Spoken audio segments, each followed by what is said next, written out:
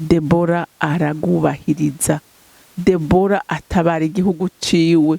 Haleluya. Nawe ni wakorana n'Imana muri iyo position urimwo, Imana izogukoresha yamwe bikomeye. Hamwe baze bikugure bavuge ngo aha hantu haraciye umugore.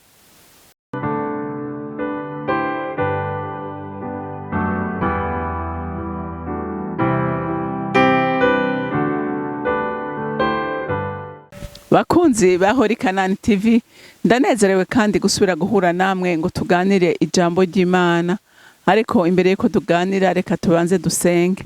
Mwami Imana, ndagushima kandi ndakunahaza. Uri mwiza kandi ugira neza. Uratwitwararika Mwami Imana kandi ukaduha imbaraga zo gukoreshwa ibikomeye mu runganywe rwacu. Rero Mwami Imana, nsengeye umuntu wese azokumvira ijambo, ahaguruke mu zindi imbaraga n'ubundi bushobozi ahabwa nawe kugira ngo akoreshe ibikorwa vyiza biguhimbara kandi bigirira akamaro isi yose. Mana, ndagushimiye kandi ndakuninahaje, icubahiro cyose n'amashimwe yose aba yawe mu izina ryawe ryera Yesu Kristo umwami wanje. Senze nizeye kuvyumvise. Amen, amen. Tugira turabe undi mugore yahagurutse mu gihe ciwe akoresha ibikomeye abera umugisha igihugu ciwe. Reka dusome mu bacamanza, turasoma igice ca 4, dusome kuva ku murongo wa 4 dushikane ku murongo w'9. Ico gihe Debora umuvugishwa n'Imana mukarapidodi, niwe yari umucamanza w'Abisirayeli. Yakunda kwicara munsi y'ikigazi citwa ica Debora nyene, cari hagati y'Irama ni Beteri mu musozi w'Abefurayimu. Kandi Abisirayeli bama baduga baja kuri we ngo bacire imanza. Bukeye atuma kuri Kadeshi Nafutali guhamagaza Baraki mwene Abinowamu, aramubwira ati, Uhoraho Imana y'Abisirayeli arakugeze ati, genda ukoranirize itabora ingabo 10,000 bo mu ba Nafutali no mu ba Zebuloni, ngo nawe azokwega Sisera umukuru w'ingabo za Yabina, agusange ku mugezi Kishoni n'imikogote yiwe n'ingabo ziwe, kandi ngo azomutanga mu maboko yawe. Baraka aramwishura ati, nitwajana nawe nzogenda, ariko nitutajana sinzogenda. Amen. Uyu mudamu Debora, murumvise uko ijambo ry'Imana rimutubwiye ko yari iki, ngo yari mukarapidodi. Nukuvuga yuko yari umugore mu rugo. Haleluya. Yari umugore mu rugo yakora imirimo y'abamama myiza kandi itigeze ababaza umugabo wiwe. Haleluya. Hanyuma ngo yari iki, ngo yari umuvugishwa n'Uhoraho. Nukuvuga ko yari umukozi w'Imana. Haleluya. Yari umukozi w'Imana. Hama kandi bakavuga ngo yabaye niki, n'umucamanza w'Abanyisirayeli. Yari we yategeka, kuko iki gihe cy'Abanyisirayeli ngo abacamanza nibo barabategetsi mu gihugu. Haleluya. Ngo rero yama yicaye ngo munsi y'ikigazi bacitiriye izina ryiwe ngo ikigazi ca Debora. Hama kagira iki, agacira imanza abantu, agatunganiriza abantu. Kuko ngo muri ico gihe ngo abagabo bose bari baratinye, bari baragize ubwoba. Kubera iki? Kubera nta numwe yumva yo kwemera ngo aje imbere y'abantu abakorere. Kubera ibyaha byakozwe mu gihugu ca Isirayeli bituma Imana ibashaburira cyane, Imana ibateza ibyago bikomeye, baracika intege, barihebura. Ariko umugore w'intwari, haleluya, umugore w'intwari arahaguruka kubera yari umunyamasengesho, yari umusenzi. Imana iravuga ati, ngira mpagurutse uyu. Haleluya. Ngira mpagurutse uyu kuko we ijwi ryanje aracaryumva. Wa mudamu we, nta kuntu na kumwe Imana izoshobora kugukoresha ibikomeye. Nta kuntu uzoba umuhanuzi mwiza, nta kuntu uzoshobora kwitangira abandi utavugana n'Imana, utagendana n'Imana. Haleluya. Kurumva ko n'abandi bari bacitse intege, n'abagabo bari bacitse intege, ariko uyu mugore agira iki, asubizwamo inkomezi, agira inkomezi. Kubera iki? Kubera yagendana n'Imana, yavugana n'Imana. Haleluya. Haleluya. Ngo hamagira iki, aravuga ati, igihugu canje ntigikwiye gupfa ndahari. Nawe uyu munsi hari ibintu biriko birabwupfana, ariko haguruka nk'intwari. Haleluya. Haguruka nk'intwaro utabare, haguruka nk'intwaro ukize biriko birapfa, kuko ubushobozi bubitse muri wewe. Haleluya. Aba bagore nta kintu na kimwe badusumbya, aba bagore nta kintu na kimwe badusumbya. Ijambo ry'Imana riravuga ngo Eliya ngo yari umuntu nkatwe, ngo ariko uyu munsi umwe arahaguruka aravuga ngo imvura ntizosubira kugwa ntabitegetse. Imyaka 3 n'amezi 6 adaheze imvura ntizosubira kugwa. Imana mwijuru yubahiriza ico umusabyi wayo avuze. Haleluya. Rero nawe ni wahagarana n'Imana, nta kabuza ivyo uyisaba izovyumva kandi bikore. Haleluya. Haleluya. Hanyuma Debora ngo abantu bakama bamuzako, hama Imana iramuhishurira ibanga, iramubwira atumviriza, tumako Baraki umubwire yuko ahagurutsa ingabo 10,000 agende atera urugamba, nzohagarara nawe. Hewe Baraki ngo abimubwiye aramubwira atumviriza Debora, naho wonyica sishobora kugenda tutajanye nawe. Uyu mudamu aramubwira atumviriza, ndakubwire kujana nawe ntivyari bibi, atariki intsinzi ntizokwitirirwa wewe, izokwitirirwa jewe. Aramubwira ati nta ngorane, iyitirirwa wewe iyitirirwa jewe, ati mafu tujane gusa nta bindi je nkeneye. Bajana na Debora, hanyuma Imana ibikora nk'uko yabivuze, intsinzi barayitahukana. Haleluya. Haleluya. Uyu mugore naramukunze cyane gose. Urumva we yarabonye ati sinkwiye kwishira hejuru, naho Imana iri kwirankoresha sinkwiye kwishira hejuru. Ariko umugabo aravuga ati wapi, ati turajana, tutajanye jewe ntibikunda, simbaha. Ubundi aravuga ati hako igihugu canje gipfa, reka tujane.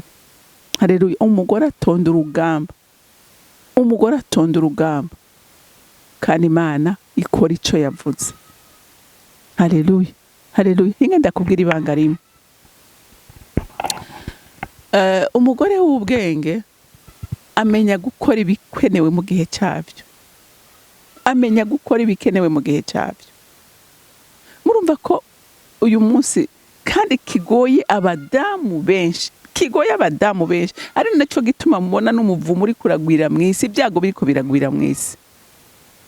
Umugore araronka position nziza mu kazi, umugabo umenga ntacafise avuga, umugabo umenga umviriza wa mudamu.